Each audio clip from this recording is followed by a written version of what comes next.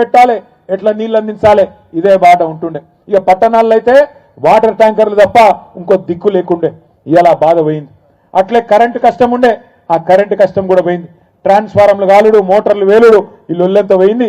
మళ్ళా కాంగ్రెస్ అనే దరిద్రం వచ్చినాక మళ్ళీ శురువైంది. నాకు తెలుసు. ఇదంతా ఎందుకు చెప్తున్నా మీకంటే, కేసీఆర్ గారు మీకు చూపెట్టిన బాట మీకు కళ్ళ ముంగటుంది. ఊరు ఎట్లా పరిశుభ్రంగా ఉండాలి, చెట్లు ఎట్లా పెంచాలి, ఊరిలో కార్యక్రమాలు ఎట్లా చేయాలి, ఇవన్నీ కూడా మీ అందరికి అవగాహన ఉంది. కానీ ఒక్క విషయం దయచేసి గుర్తుపెట్టుకోండి, ఇందిరమ్మ ఇండ్లైనా ఇంకోటైనా పెన్షన్లు ఇచ్చేదైనా ఇంకోటైనా అదెవరో మీ ఎమ్మెల్యేనో ఎంపీనో ఎవరో చేసే పని కాదు. ఆ కార్యక్రమం కూడా మీరే బాసులు. దానికి ఎక్కడ పెట్టాలి లిస్టు? ఇందిరమ్మ ఇండ్ల లబ్ధిదారులది ఎక్కడ పెట్టాలి? గ్రామ పంచాయతీలో. ఎవరు తీర్మానం చేయాలి? మీరే తీర్మానం చేస్తే లెక్క చెల్లుతుంది తప్ప నిన్నటి దాకా ఒక లెక్క, రేపటి నుంచి ఒక లెక్క అనే మాటను గుర్తు చేస్తున్నాం.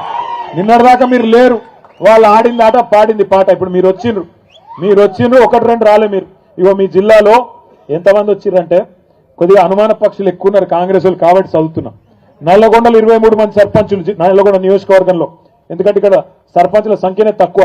మిర్యాలగూడలో 40, నాగార్జున సాగర్లో 39, దేవరకొండలో 70, నకిరేకల్లో 27.